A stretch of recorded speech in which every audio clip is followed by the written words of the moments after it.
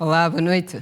Bem-vindos. No Dia Mundialmente dedicado à visão, o jornal começa com atenções na saúde dos olhos e nos resultados da segunda jornada científica sobre oftalmologia no país. Evento dominado por reflexões essencialmente centradas nos desafios atuais, face ao aumento de casos de deficiência visual, métodos de prevenção e combate aos problemas de visão estiveram em destaque.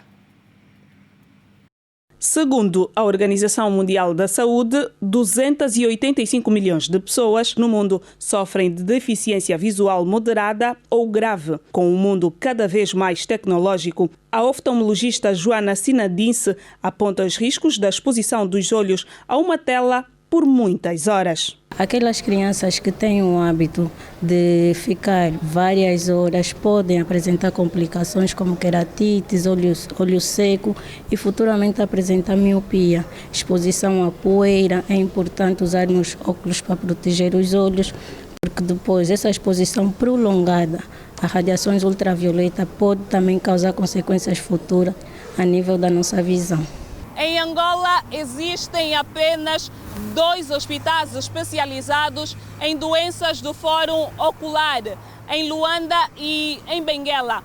Em Luanda, o Instituto Oftalmológico Nacional de Angola atende mais de 6.000 pacientes por mês. Dentre esses, a preocupação recai para o crescente número de crianças com traumatismo ocular.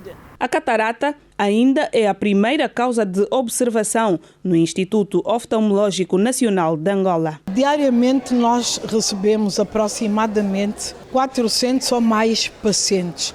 Muita catarata é a primeira causa de observação no hospital. Recebemos pessoas que só precisam de óculos e que não deveriam ser observados lá. O glaucoma, que é a primeira causa de cegueira irreversível, que não dá sintomas, mas que vai roubando lentamente a visão periférica. E recebemos também, e que é muito preocupante, numerosos casos de traumatismos oculares, desde crianças abaixo de 1 ano, por acidentes, desde acidentes domésticos a agressões. Em média, podemos receber até quase 7.000 pacientes por mês. Entretanto, a infraestrutura está cada vez mais apertada para atender o número de pacientes que diariamente se dirigem à unidade hospitalar. Estão em carteira soluções, uma que seria provisória. As instalações que nos foram apresentadas são aquelas que estão ao lado da terminal da Macon. Portanto, há ali 3 edifícios e que um deles está o central, que está para ser o IONA. Mas o que nós queremos mesmo é também o Instituto de Raiz, porque o Instituto, para além de ter um caráter assistencial, não é, médico-cirúrgico, também é formativo. E eu penso que em mais ou menos 2 anos que nós teremos um Instituto de Raiz. Por enquanto, é pequeno. Naquele local nós temos 42 médicos a fazerem formação e temos 50 enfermeiros a especializarem-se em oftalmologia. Para marcar o Dia Mundial da Visão, o IONA realizou hoje as segundas jornadas científicas. O evento contou com a presença do profissional americano, que é oftalmologista e subespecialista em córnea e cataratas, John Clements. Dos doutores na IONA tem um programa de simulação para simular a cirurgia de catarata, para treinar os cirurgiões. É um laboratório experimental para treinar os cirurgiões para o futuro. Os desafios da oftalmologia em Angola foi o tema abordado nas segundas jornadas científicas realizadas pelo IONA. Outra vez, boa noite. Está lançado o Passe Social Gira Mais. Os primeiros beneficiários têm, a partir de hoje, acesso facilitado aos transportes públicos. A primeira fase foi lançada em simultâneo para Luanda e Huila. Benguela é a próxima paragem. Trata-se de um investimento de cerca de 11 mil milhões de kwanzas. A meta é atingir até ao final do ano cerca de 120 mil beneficiários. Facilitar a mobilidade dos estudantes durante o ano letivo e aliviar os encargos financeiros das famílias constam entre os principais benefícios do Passe Social Gira Mais. Durante o ato formal de impressão e entrega dos cartões aos alunos, a satisfação era notória. Eu me sinto bem porque já não vou estar mais nas paragens à espera do táxi, porque às vezes demora muito, fica muito engarrafado. E espero que as outras pessoas também tenham passe e aproveitem. Antes de eu ter esse passe, eu passava uma dificuldade. Tinha que acordar cedo, levantar, se preparar e sair 1 hora antes da escola, chegar na paragem. Tem sempre aquele de se empurrar, outro está mexendo na pasta. Era uma dificuldade, mas com esse cartão já não vou passar mais dificuldades. Na visão dos encarregados de educação, a medida vem em tempo oportuno, tendo em conta os gastos efetuados ao longo dos anos letivos. Eu gastava mais ou menos aí quase 9.000 kwanzas só por um. Tenho aqui três filhos, nesse caso são 28.000 kwanzas que eu gastava mês. E já com esse programa do governo, eu acho que foi bem-vindo e estou satisfeito por esse programa. Apesar de apenas uma no momento estar se beneficiar, mas já diminui muito no meu orçamento e também já é uma mais-valia para mim, né? Nos custos que eu vou ter. Dado o considerável número de alunos da iniciação até a 9ª classe, a diretora provincial da Educação, Filomene Carlos, entende haver a necessidade de se reforçar a frota de autocarros. Eu espero que tenhamos autocarros suficientes para a transportação dos alunos, uma vez que os autocarros serão os mesmos, não é? Mas que se possa colocar mais autocarros para facilitar a mobilidade dos alunos. Isso vai permitir como que não tenhamos falta dos alunos às aulas, muitas vezes até por indisponibilidade de recursos financeiros dos pais. Algumas das operadoras de transportes garantiram à Rede Girassol terem as condições criadas para receber os alunos identificados com espaços sociais. Todas estas carreiras operadas pelas empresas associadas à Transco serão a mais-valia para este projeto em função daquilo que está ajuizado pelo Executivo angolano. Não haverá rotas adicionais, as rotas são as mesmas, a frota é a mesma, os autocarros serão os mesmos em cada rota, então a Macon está preparada. A Macon ficará à espera simplesmente que os estudantes apareçam com a devida documentação. Para o sucesso do projeto, a Agência Nacional de Transportes Terrestres garante rigor na fiscalização. Vamos verificar com todos os outros operadores também se de facto está ou não a haver o seu cumprimento. Nessa altura haverá entrega de reportings de todas as partes, ou seja, da ENB e igualmente também dos operadores. E depois fazer-se um cross-check para verificar se de facto está ou não a ser cumprida as suas atribuições.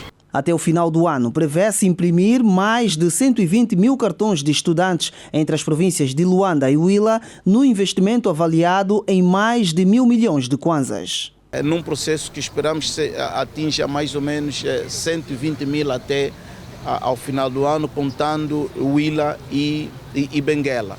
E cada viagem do estudante, tanto são 100 kwanzas, que o Estado irá tanto suportar mais os 4.000 do passe de primeira via. Portanto, estamos a falar do investimento, digamos, de mais de 1.500 milhões de kwanzas.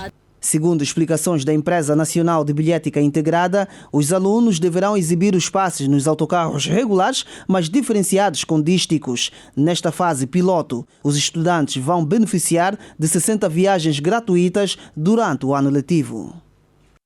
E agora, combate ao crime e resultados de operações realizadas pelo Serviço de Investigação Criminal. Um novo grupo de detidos foi hoje apresentado em Cacoaco. E o destaque no conjunto recai para cidadãos implicados no desvio de um caminhão que vinha de Malange carregado de açúcar e vendia um produto a retalho. Os preços dos produtos da cesta básica continuam em alta.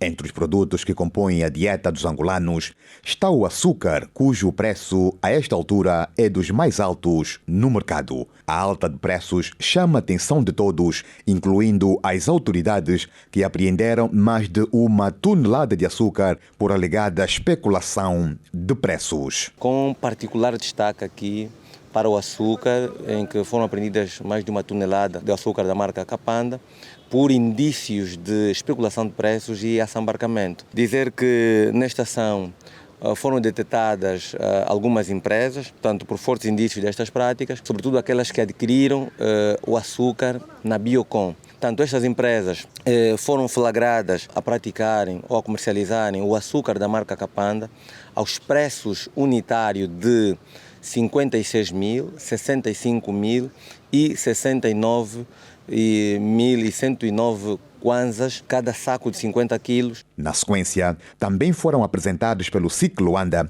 supostos marginais que se dedicavam a furto e roubo de viaturas na via pública e de armas de fogo que furtavam aos operativos de alguns estabelecimentos comerciais para o cometimento de assalto em estabelecimentos comerciais, residências, via pública, entre outros. Praticamente, como foi encontrada comigo, eu tenho que assumir. Furtei, primeiríssima vez. Essas práticas não são aconselháveis. Tinha uma chave que era de um carro meu e usei aquela chave. Me prenderam com uma arma e uma motorizada. Roubamos a arma num segurança. Nós pretendemos mesmo fazer ação. Em 2019, sinto arrependido por estar sempre atrás das grades, sempre deixar a família distante.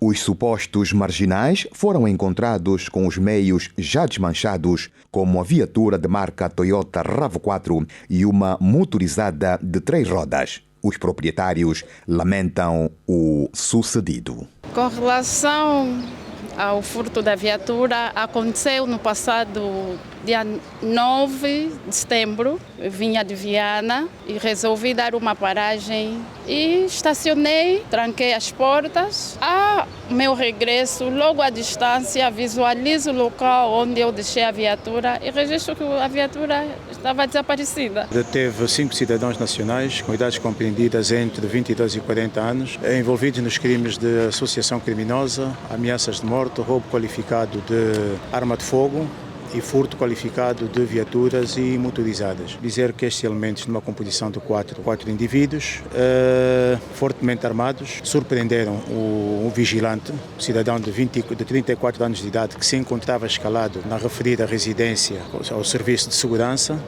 Surpreenderam então este elemento e roubaram então a arma de fogo e com a mesma arma de fogo dirigiram-se no interior de um parque de estacionamento onde encontram-se viaturas e motorizadas e roubaram também então a motorizada de marca Kawasaki de 3 rodas, que posteriormente então fizeram o desmanche. A intenção seria a comercialização dessas peças ao peso, como os mesmos afirmam. E por conseguinte, o porta-voz do SIC Geral reitera que para a quadra festiva que se aproxima, o SIC irá despoletar mecanismos para acabar com a prática de especulação dos preços dos produtos da cesta básica e para os que procederem de forma diferente poderão ser sancionados criminalmente.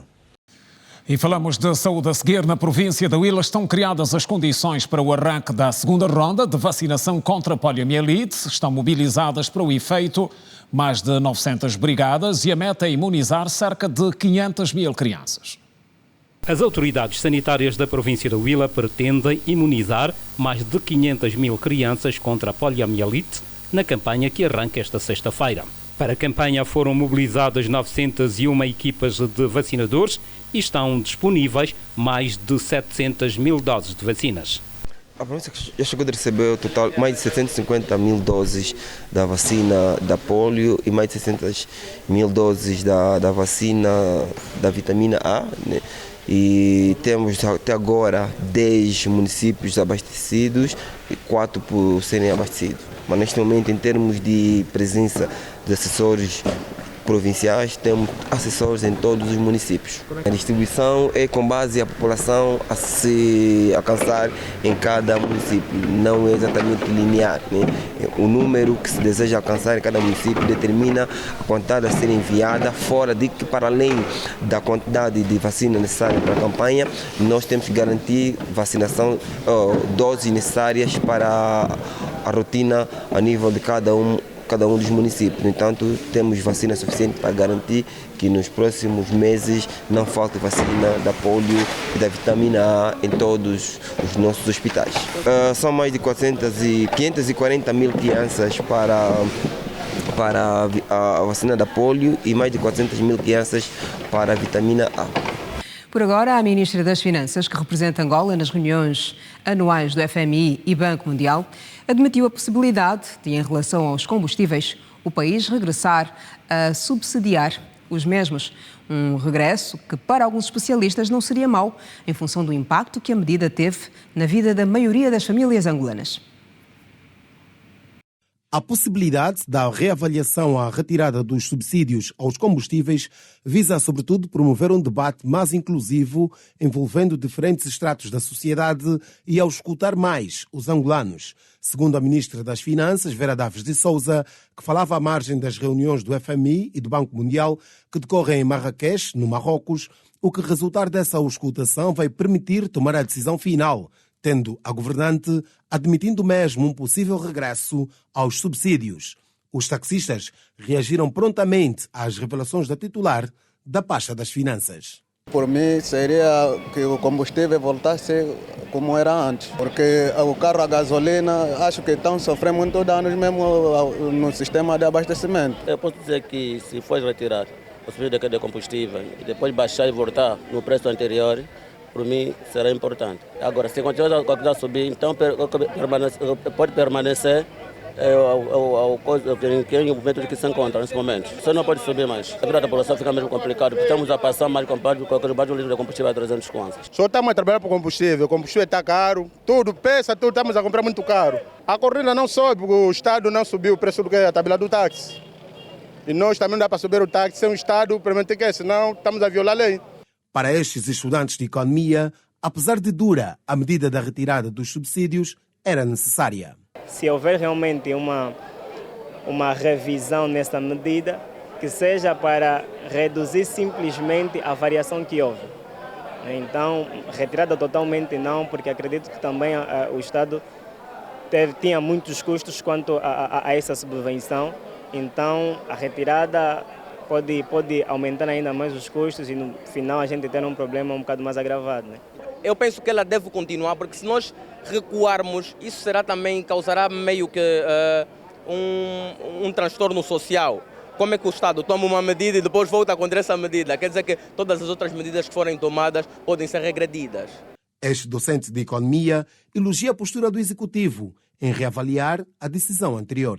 Eu acho que a medida é bem-vinda, porque basta observar o impacto negativo que a medida anterior, com a retirada do subsídio, o impacto que causou quanto ao poder de compra das famílias e também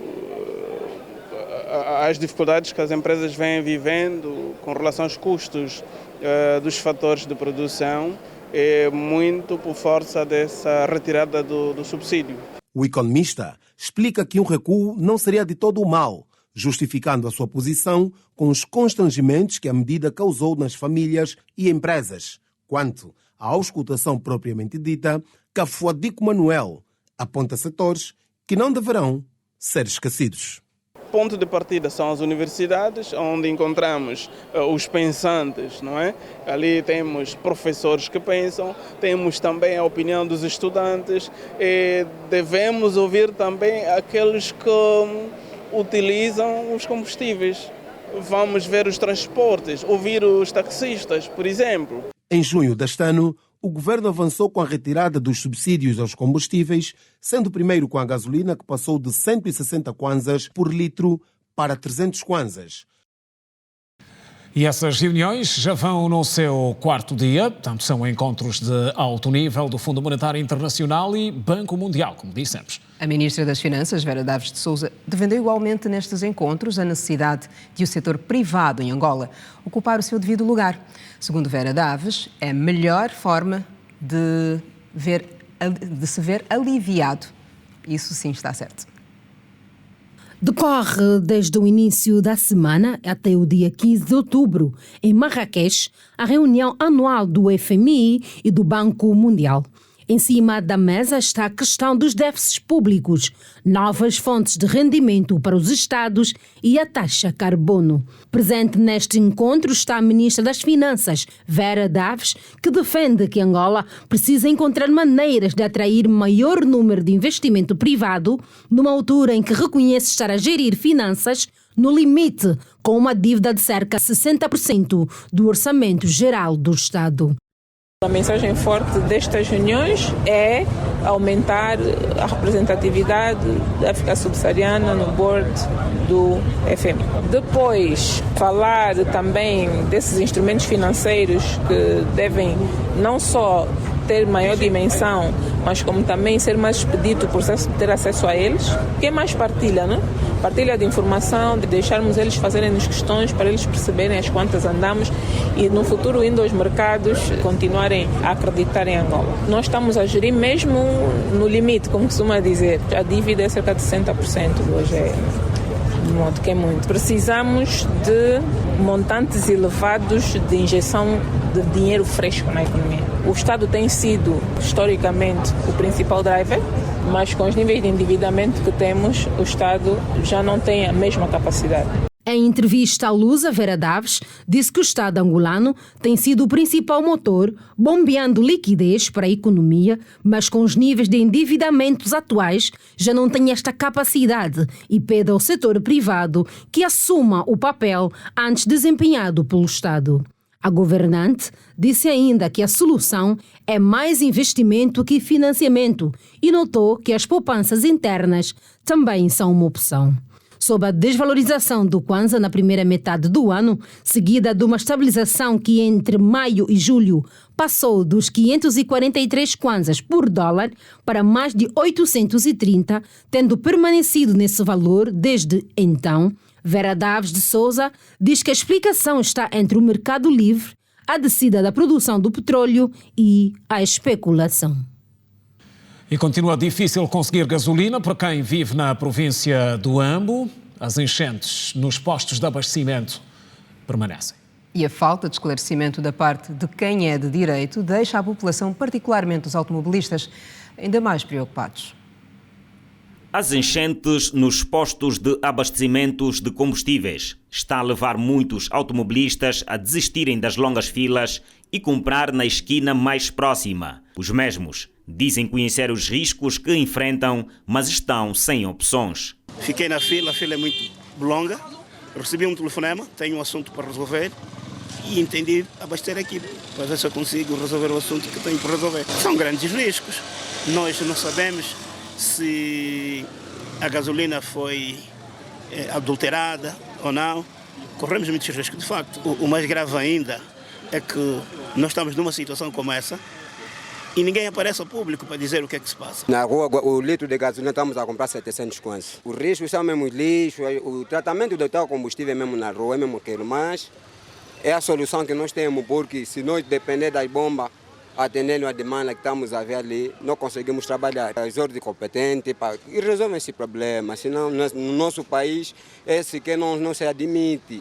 Esse tipo de escassez de combustível no nosso país, isso não se admite. Este jovem é mototaxista, abandonou a fila para garantir gasolina na rua e manter o seu ganha-pão. Comprei 3 litros e cada litro está a sair a 700. Está difícil para nós porque nós trabalhamos de moto, passageiros que nem querem pagar o preço que a gente está a cobrar, mas na rua estamos aqui, nas bombas também está difícil, não tem gasolina. Nesta reportagem, juntamos senhoras comerciantes de combustíveis que falam das dificuldades que enfrentam para garantir o negócio. Eu não faço esse negócio, só faço esse negócio desde que estamos a ver a carência da gasolina, então por isso estamos a aproveitar para ver se vamos se beneficiar.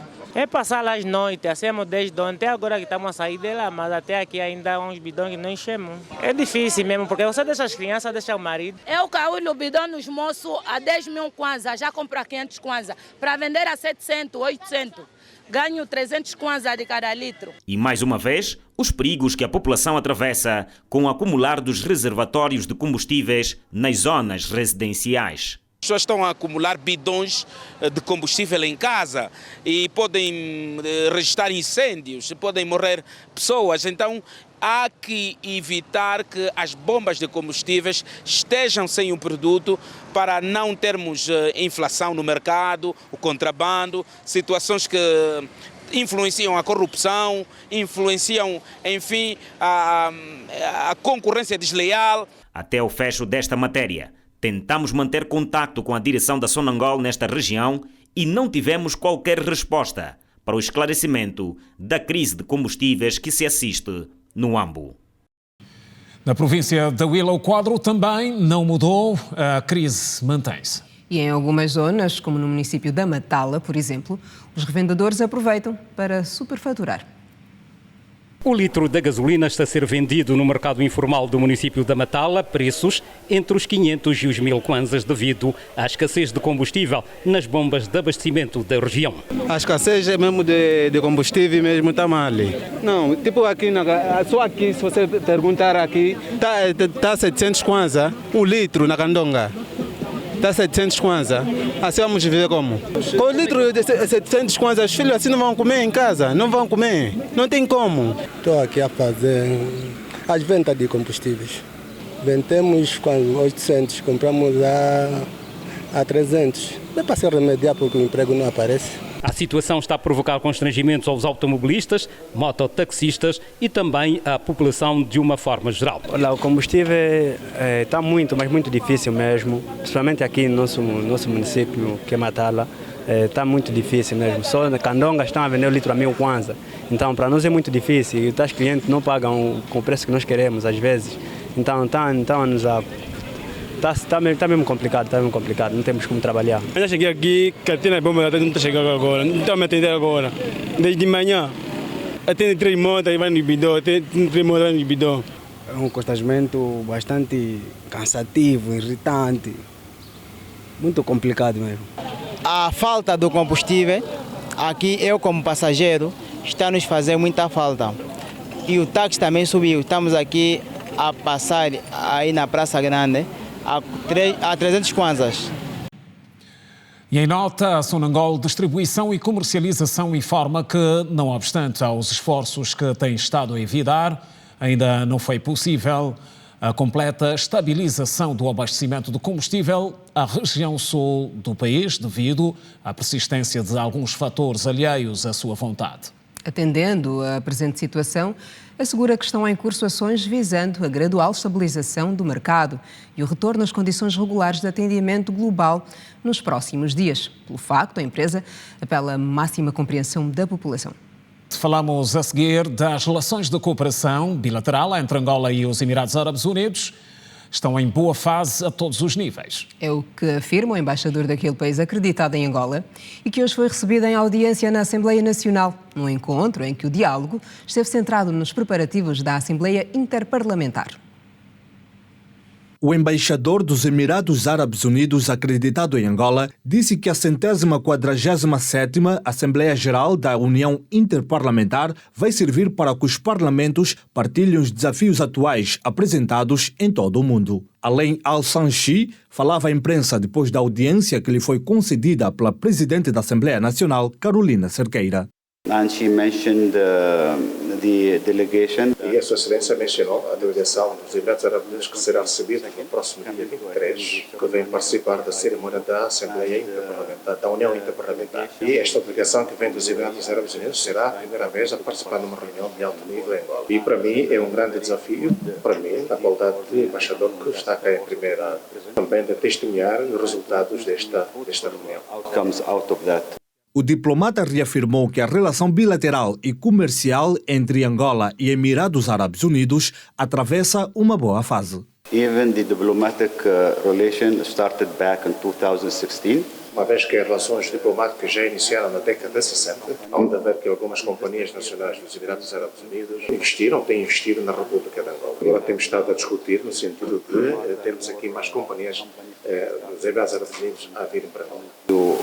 Segundo o embaixador do país árabe, o valor comercial entre os dois países ronda em cerca de 3 mil milhões de dólares. The non-oil trade between the country is As relações comerciais do setor não petrolífero foram bastante boas até o período da Covid-19 e, desde aquela altura, temos estado a assistir aqui a vinda de várias delegações para discutir a possibilidade de reinvestimento em Angola. O setor não petrolífero deve ter atingido em cerca de 30% a 45%, que chegou até cerca de 3 bilhões. Which reached around 3 billion. Os Emirados Árabes Unidos têm a 6ª maior reserva de petróleo do mundo e possuem uma das mais desenvolvidas economias do Oriente Médio. E a Presidente da Assembleia Nacional convoca os deputados e membros da Comissão Permanente para uma reunião amanhã para a apreciação de 2 assuntos. Primeiro, a informação sobre a recepção da proposta do Grupo Parlamentar da UNITA para a destituição do Presidente da República. Segundo, a convocação da reunião plenária no sábado. Conflito entre Israel e Palestina. Posicionamento da SADC em destaque.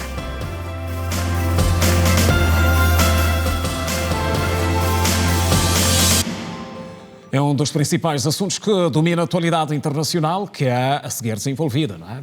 Pois é, pela Edna Firmino, que já aqui está. Edna, que detalhes trazes para nós a esta hora? Boa noite, que nem Simeão e a situação de Israel e Palestina.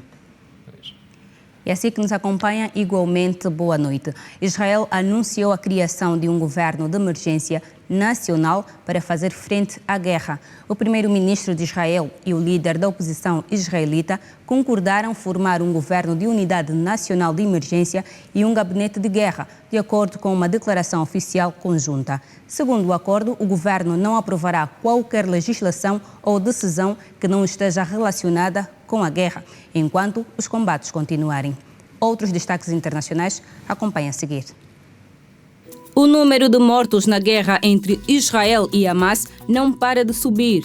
De acordo com o último balanço divulgado pela CNN, 2.500 pessoas morreram em decorrência dos ataques do Hamas em Israel e dos bombardeios israelitas na faixa de Gaza. Em Israel, são 1.000 mortos e mais de 2.000 feridos. Segundo o Ministério da Saúde de Gaza, 900 palestinos foram mortos e mais de 4.000 estão feridos. O porta-voz da OMS, Tariq Jazarevic, disse que na terça-feira a Organização Mundial da Saúde pediu a abertura de um corredor humanitário até a faixa de Gaza para a entrada de suprimentos médicos essenciais. O segundo avião da Força Aérea Brasileira, com 214 brasileiros resgatados de Israel, chegou hoje ao Rio de Janeiro. A repatriação é parte da Operação Voltando em Paz do governo federal, criada para trazer de volta ao país brasileiros que estavam em Israel quando a guerra entre o grupo paramilitar Hamas e Israel começou. O avião KC-30 aterrou na base aérea do Galeão, na zona norte da cidade, depois de 14 horas de voo. E o primeiro voo de repatriamento de cidadãos portugueses que estavam em Israel também aterrou em Lisboa na manhã desta quinta-feira. São 152 portugueses, mais 14 cidadãos de outros países europeus. Vêm ainda mais 4 a bordo do C-130 e isso é a totalidade de portugueses que quiseram vir, afirmou o ministro dos Negócios Estrangeiros em Lisboa, no aeroporto Figo Maduro. Um barco da Guarda Costeira Espanhola com 56 imigrantes chegou à ilha de Gran Canária nesta quinta-feira, enquanto os serviços de emergência regionais informavam que mais de 500 pessoas haviam sido resgatadas perto das outras ilhas do arquipélago espanhol desde a manhã de hoje. O arquipélago das Ilhas Canárias está a debater-se com o recente aumento de chegadas de imigrantes que têm de os transferir de algumas ilhas. As estatísticas oficiais mostraram as chegadas dos imigrantes por via marítima à Espanha. Aumentaram 1/5 este ano em comparação com o mesmo período de 2022, com mais de 3.500 pessoas a chegar às Ilhas Canárias no mês passado, num clima mais ameno e mar mais calmo. Da atualidade internacional é tudo. Nós voltamos amanhã com novas informações. Kina Simeão, continuação de um ótimo jornal. Obrigada, Edna, pelas informações que trouxeste hoje. Certo. Bom descanso, Edna. Obrigada. Pois, e ainda sobre este conflito entre Israel e a Palestina, o embaixador do país acreditado em Angola pronunciou-se hoje. A situação perdura desde o passado dia 7 deste mês, quando centenas de terroristas do Hamas infiltraram-se entre os israelitas e lançaram mais de 5.000 mísseis contra Israel. Entre as vítimas, contabilizam-se mais de 2.000, sendo idosos, mulheres e até crianças civis. Tudo aconteceu durante a comemoração de um feriado judeu. Na altura, o embaixador israelita em Angola, Simon Solomon, se encontrava no país e testemunhou o que aconteceu, na primeira pessoa. Nesta quinta-feira, o diplomata chamou a imprensa para falar da situação do seu território e admitiu que, da parte das forças de inteligência de Israel, houve um desaviso. What we are going to do now, it's not operation.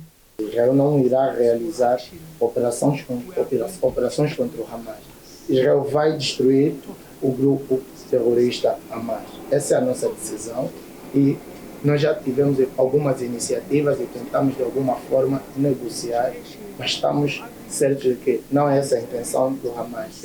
E o Hamas quer lutar, o Hamas quer guerra. Israel sabe como fazer guerra. They just want to fight. With fight, we know how to fight. Simon Solomon foi categórico em afirmar que Israel vai proteger a vida dos civis, mas que não deverá poupar esforços para acabar com o Hamas. What we did is, maybe it is arrogant. Temos muito para aprender com essa situação e dizer que eles estiveram lá durante um ano inteiro a preparar um ataque dessa magnitude e nós pensamos que se tratasse das mesmas pessoas com quem estávamos a lidar anteriormente, mas não. Já era de facto o exército, já eram as forças do Hamas prontas para fazer o que fizeram. Very, very strong, not regular. O diplomata lembrou que a guerra nada tem a ver com o povo palestino, uma vez que o Hamas não representa os interesses daquele território. Quanto ao posicionamento da comunidade internacional, Simon Solomon reconheceu o posicionamento da SADC, apresentado pelo chefe de Estado angolano, João Lourenço, na qualidade de presidente da organização regional, mas disse que o seu país aguarda por uma condenação individual da parte angolana. Angola is the president of the SADC. Falou-se do posicionamento de Angola sobre a situação em Israel e nós não tivemos um posicionamento individual do Estado angolano. Sim, eu ontem tive um encontro, fui recebido pelo Ministro das Relações Exteriores, Sua Excelência Teta Antônio, com quem abordei a situação no Médio Oriente e também a saída dos angolanos de Israel e que possivelmente nós podemos apoiar os outros angolanos que lá ficar. Nós agora esperamos um posicionamento a nível de país, porque Angola e Israel são países amigos há muitos anos, e mesmo antes da independência, mas a situação atual é de quem atacou quem. Israel foi atacado, Israel neste momento sofre e Israel esperava, como amigo de Angola que somos, que houvesse um posicionamento de condenar os atos de terror de que Israel foi alvo. That Angola will condemn the attack of terror. Na ocasião, Simon Solomon lembrou que 6 angolanos já deixaram Israel via Portugal e que cerca de 18 devem deixar o território israelita nas próximas horas.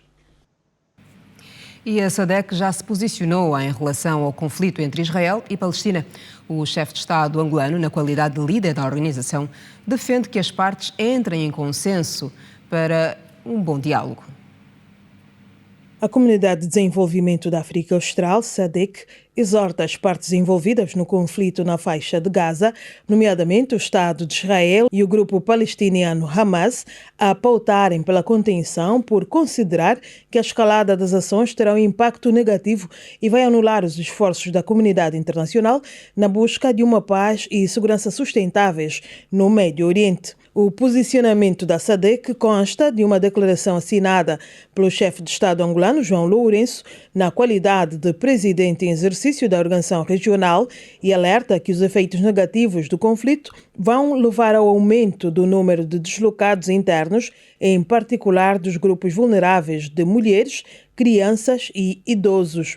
No documento, a organização regional pede à comunidade internacional no sentido de dialogar com os envolvidos no conflito, de modo a recorrerem à negociação na busca de uma resolução pacífica em conformidade com as resoluções da Organização das Nações Unidas anteriormente adotadas, reconhecendo a existência dos 2 Estados. A SADC manifesta ainda profunda preocupação com a perda de centenas de vidas de pessoas civis inocentes em ambos os lados e a destruição de propriedades.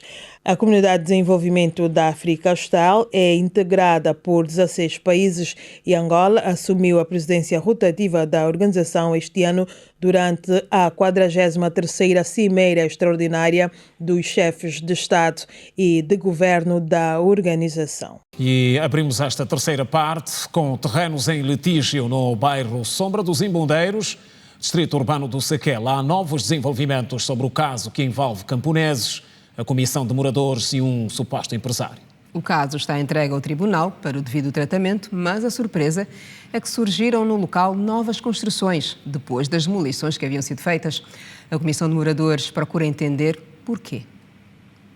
Esse novo cenário na Sombra dos Imbondeiros surge quase 4 meses depois da Rede Girassol ter feito várias coberturas sobre o caso. Os camponeses e moradores que se sentem lesados acusam o empresário Jorge Paulino Bondo de orientar construção aos seus clientes sem a decisão final do Tribunal Provincial de Luanda. Admiramos um pouco durante desse mês passados. Apareceu aqui um grupo de seguranças armados e de imitar os povos que ninguém pode passar nesses terrenos. Durante uma semana vimos havia grupo de chineses a se marcar o terreno, a dividir, mas nós admiramos. Se o caso está no tribunal, o tribunal não decidiu se é o terreno do B ou do A. E o que é que ele vier aqui dividir os terrenos? Eu acapinar o terreno que meu tio me deu, eu admirei, o patrulheiro veio, nos deu corrida aqui de tio, me agarraram, cheguei lá na esquadra, eles me dizem assim, você está invadindo um terreno que é do um senhor chefe. Eu perguntei, tanto do chefe que me prendeu para me meter aqui e falar, não tem nenhum chefe. O Jorge Bondo não aparece no tribunal, anda em fuga. As mais de 300 famílias que perderam as suas casas aqui voltaram a construir neste local, mas elas alegam que estão com medo porque está a haver então aqui uma nova suposta invasão por parte de um empresário. E eles dizem, pelo facto deste terreno estar abandonado, os marginais tomaram conta do local. E nem temos explicação nenhuma se vem para fazer o quê, qual é o objetivo deles. E eu estando aqui dentro do território, dentro do terreno, dentro do espaço, e fico cheia de medo, vendo a máquina andar por aí, porque já passei na mesma situação. A minha irmã já lhe deixaram cair a casa pela segunda vez. E nessa bate-chapa está a viver, está a fazer o favor de levantar mais um quarto para ver se tenta se abrigar, mas com muito medo. Todos nós aqui temos documento, conforme vê, aqui está. Essa documentação é dada pela cedência dos passos e é reconhecido no notário. Eu tivera comprado um terreno a 500 mil na Mamã Camponesa, que até hoje a senhora anda foragida com medo do senhor Jorge Bondo. Eu já fui demolida por 2 vezes. O meu marido apanhou tiro. A primeira vez que me demoliram, a minha bebê estava com 1 semana, eu tinha parto fresco. O bairro está abandonado, já tinha casa até lá pedonal. Agora ele partiu, o bairro tornou-se uma mata. Então esta mata é onde os bandidos se escondem com as armas a nos fazer mal. Nós vamos voltar a construir porque nós estamos cansadas de pagar renda. O coordenador da Comissão de Moradores disse que o espaço pertence aos camponeses e que agora tudo depende do tribunal. Segundo o documento em minha mão, temos uma conclusão que os herdeiros das ex-camponesas que não foram indemnizados, existe na verdade uma complicação com o tal dito senhor Jorge Bondo. Caso este que já foi retomado e ocorrências passaram e que se não tiveram consenso, é porque o senhor Jorge Bondo devia muito cedo até colaborar com esses herdeiros. Procurou-se ouvir o acusado Jorge Paulino Bondo, mas sem sucesso. Um dos seguranças no local disse o seguinte: Nós também, a empresa só me pegaram que venham, o que o vosso posto é aqui, controlar o espaço. Só nós também, depois mais tarde, quando viemos a perceber que este terreno já tinha as pessoas, e eles partiram as casas, nós só disseram que venham aqui para controlar o espaço. A administração distrital do Sequel garantiu que vai fazer um levantamento para poder estar dentro do assunto. O bairro Sombra dos Imbondeiros, no distrito urbano do Sequel, no município de Cacoaco, tem mais de 8.000 habitantes. E agora a juventude que fala de expectativa Em torno da mensagem sobre o Estado da Nação, falta pouco, é já segunda-feira. O Presidente da República, João Lourenço, discursa no próximo dia 16 deste mês, na abertura do segundo ano parlamentar 2023-2024, que marca assim a 5ª legislatura da Assembleia Nacional. Durante o seu discurso, o Presidente deverá falar aos angolanos sobre o Estado da Nação, um pronunciamento aguardado com muita expectativa, principalmente pelos jovens angolanos. Bem, eu penso que o Presidente da República deve trazer no seu discurso uma linguagem ou uma ideia de esperança, tendo em conta que a situação social e econômica do país é de veras degradante. Estamos a passar por situações periclitantes, então tudo o que se espera é um discurso que venha a trazer, nesse caso, alguma esperança da resolução de vários problemas sociais pontuais que enfrentamos. Enquanto jovens, estou expectante, não é? Que o Sr. Presidente da República, ao fazer o seu discurso da nação, que foque sobretudo nos problemas candentes que assola a juventude angolana, porque a pobreza está muito avançada. Aliás, a pobreza extrema, temos aqui a fome, os jovens a comer nos contentores. O desemprego é uma situação que preocupa a juventude e nesta mensagem sobre o Estado da Nação, esperam que o chefe do Estado dê uma maior atenção a este assunto. Nós gostaríamos que, portanto, a juventude seja empregue para que se saia desta situação tão difícil. Assuntos ligados à cesta básica das pessoas. Esperava também que trouxesse um discurso virado à atenção especial aos idosos, porque, feliz ou infelizmente, nós não temos a nível do país um hospital de gerontocracia que cuida dos velhos. Deve ser uma preocupação que eu gostava de ver no discurso. Podiam sim estabelecer políticas melhores para auxiliar startups e empresas que de alguma forma têm impulsionado o ecossistema para inovação, desenvolvimento de tecnologias, para impulsionamento dessas mesmas no país para poderem resolver problemas sociais. Queremos que o Presidente da República apresente ideias, apresenta projetos, propostas acima de tudo, que vão estabilizar a inflação e, consequentemente, vai haver estabilidade de preço da cesta base.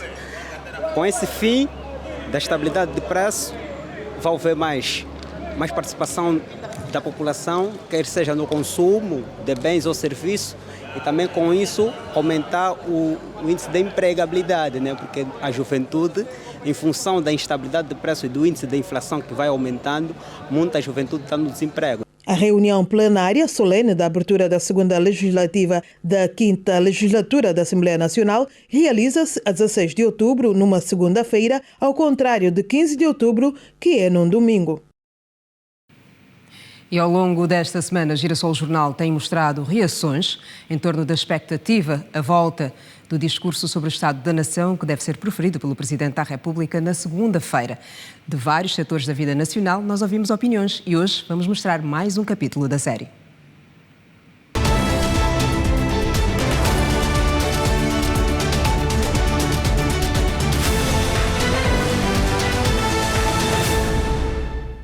O Estado da Nação é uma questão importante para a população, essencialmente para o Presidente da República falar com abertura, verdade ou frontalidade. Com menos euforia ou folclore mediático, João Lourenço terá também de passar a mensagem de como o país poderá sair da condição em que se encontra, com um olhar atento à massificação do turismo, do desenvolvimento sustentável e proteção do meio ambiente. O saneamento básico, sem dúvida, implica custos, se calhar até mais elevados do que o próprio investimento nesse saneamento básico, que é o custo com as doenças, a mortalidade das doenças, as pandemias. O investimento no saneamento é prioritário. A Angola vive uma situação, nomeadamente Luanda, uma situação de saneamento precário. Não é? Outro ponto a ter em consideração é a preservação, sem dúvida, do meio ambiente. Angola é um país com uma extensão de área enorme, com uma densidade populacional relativamente baixa, com uma fauna e flora fantásticas, mas que temos que ter atenção e se calhar olhar aqui para os nossos vizinhos, que se faz na Namíbia, que se faz no Botsuana, e aprender um bocado com eles. Como é que podemos casar os dois interesses, o desenvolvimento e a proteção do meio ambiente. Angola é detentor de uma vasta bacia de água doce e áreas turísticas naturais pouco exploradas. E a posição de quem estuda esses ecossistemas é que as políticas voltadas ao setor sejam mais abrangentes. Acho que como nação, Angola está numa posição privilegiada e muito importante. Ou seja, as nossas pesquisas como projeto na Bacia Hidrográfica do Okavango mostram que a Torre d'Água de Angola, localizada no Mochico, é que fornece água para as principais bacias hidrográficas do sul da África, não só Okavango, mas como Quando, Zambeze e até do Congo. O que significa que, em termos geopolíticos, é importante que Angola trace uma estratégia a longo prazo para que haja um reconhecimento dessa torre d'água, um reconhecimento da importância de preservar essas nascentes. Acho que, como Angola, estamos numa posição em que devíamos olhar muito aprofundadamente como estabelecer uma estratégia a longo prazo para que tenhamos esse apoio, esse reconhecimento, para preservarmos, de maneira que consigamos ainda ter essas nascentes pristinas, mas atingir também os nossos objetivos de desenvolvimento.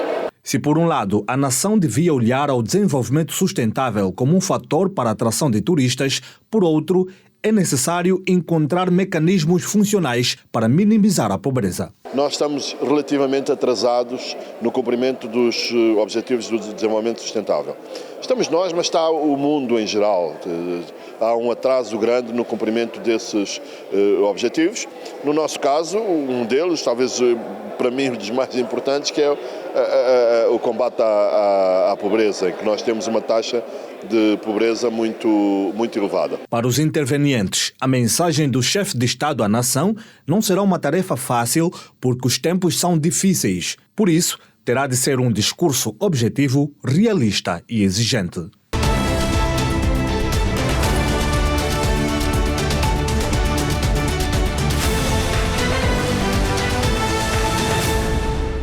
E nós ficamos por aqui. Nós prometemos regressar amanhã à mesma hora, 19h45. Contamos consigo. Boa noite e obrigada. Boa noite.